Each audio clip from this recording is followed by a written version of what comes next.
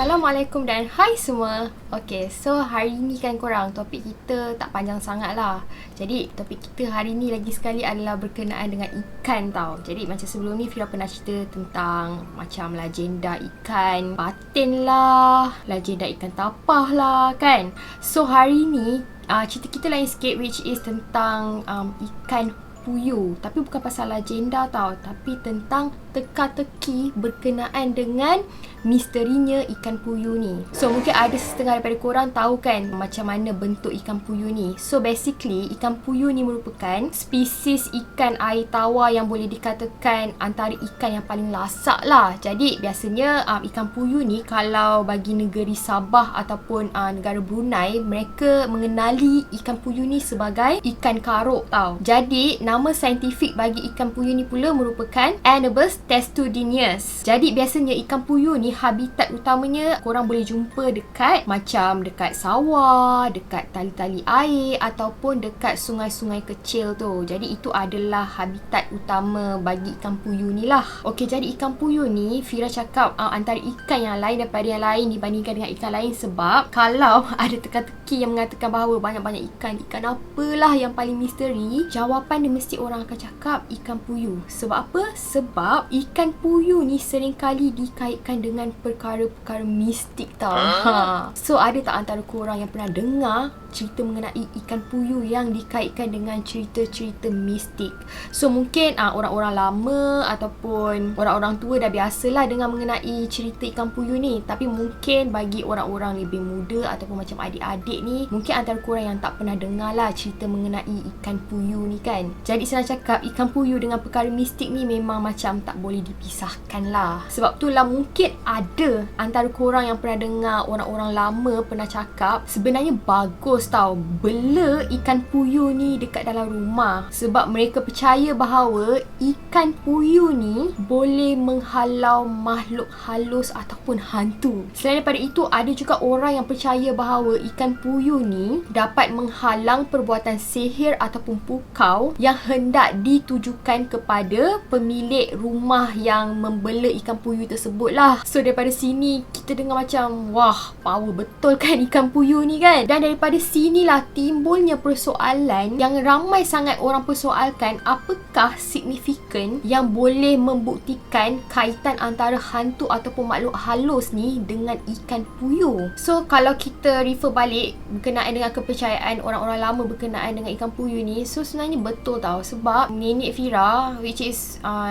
lebih spesifik adalah nenek belah husband kan, lepas tu kita orang pergi rumah dia and dia bela ikan puyuh tau. Dia letak dekat dalam dapur dia sebelah sink tu. So bila kita orang tanya, "Nek, kenapa nenek beli ikan puyuh ni kan?" So jawapan dia adalah, dia kata sebab untuk halau setan.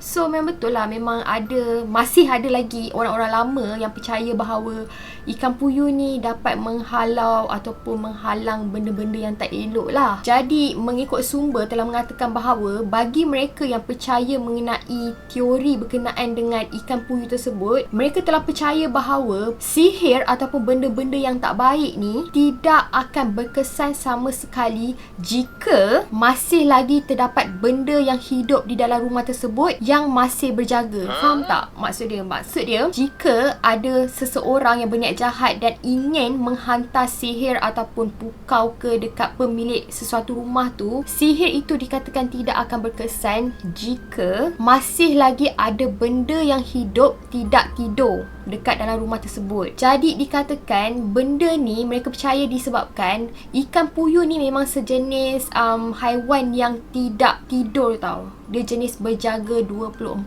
jam. Sebab itulah dipercayai bahawa kehadiran ikan puyuh di dalam sesebuah rumah ni boleh membatalkan usaha bagi orang-orang yang mempunyai niat yang tak baik ni untuk menghantar sihir ataupun benda-benda yang tak bagus lah ke penghuni rumah tersebut disebabkan ada lagi makhluk yang masih berjaga dekat rumah tersebut. Selain daripada itu, dalam dunia-dunia macam bomoh-bomoh macam tu, dikatakan ikan puyuh ni juga turut menjadi medium bagi memindahkan objek, santau ataupun sihir yang dihantar kepada seseorang tau. Maksud dia, santau ataupun sihir yang akan dihantar kepada seseorang tu tidak akan berjaya, di mana sihir ataupun santau tu dikatakan akan berpindah ke ikan puyuh tersebut. Walau bagaimanapun, ada juga yang mengatakan bahawa ikan puyuh ni juga boleh menjadi objek untuk menyihir atau menyantau orang lain.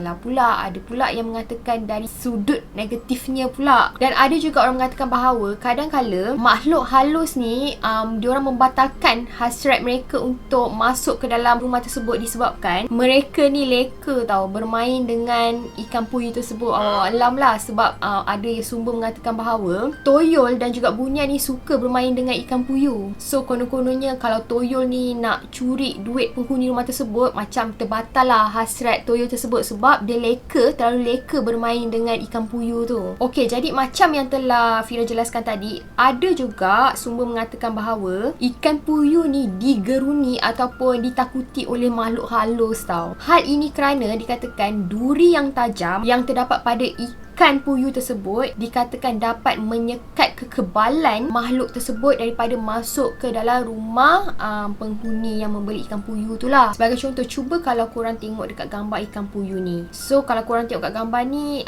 tajam kan sirip ikan puyuh ni. Jadi disebabkan ikan puyuh ni mempunyai sisik dan juga sirip yang tajam, maka disebabkan itulah ikan puyuh ni dikatakan digeruni oleh makhluk halus, terutamanya penanggal. Hal ini kerana dikatakan fungsi duri yang tajam dekat ikan puyuh ni sama sahaja dengan daun mengkuang yang tajam tau. Di mana biasanya daun-daun mengkuang ni kan diletakkan di bawah rumah orang-orang kampung kan, terutamanya bagi rumah-rumah tok bidan macam tu. Ketika tok bidan ni ingin menyambut kelahiran seorang bayi. Sebab macam kita tahu, memang penanggal ni dipercayai suka sangat mengganggu wanita-wanita yang mengandung, wanita-wanita yang ingin bersalin. Jadi itulah antara cerita misteri berkenaan dengan ikan puyuh ni. So kalau kita dengar daripada cerita ni, macam hebat sangat ikan puyuh ni kan, sampai boleh menghalang sihir lah, boleh menakuti makhluk halus lah. Tetapi walau bagaimanapun, kita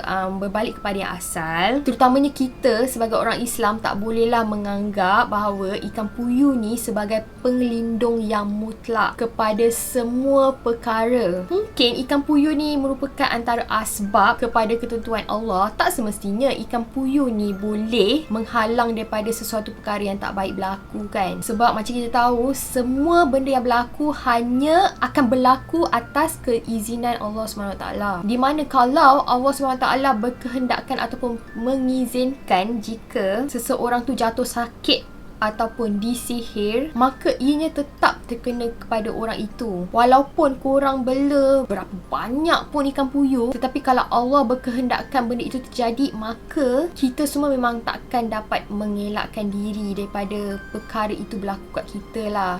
Selisih. Di mana kita tahu memang Allah SWT itu maha berkuasa lagi maha mengetahui. Jadi oleh sebab itulah sebaik-baik pelindung adalah agar mengamalkan ayat-ayat suci Al-Quran dan sentiasa bersangka baik dengan Tuhan. Di mana insya-Allah Allah pasti melindungi kita daripada apa sahaja ilmu hitam ataupun gangguan syaitan. Sebab itulah kalau boleh janganlah kita ni mensyirikkan Allah SWT dengan percaya bahawa ikan puyuh tu adalah pelindung mutlak. Sebab kalau kita percaya benda tu, memang boleh jatuh syirik lah. Jadi thank you so much kepada yang dah tengok video ni sampai habis. Sampai itu sahaja cerita Fira pada hari ni.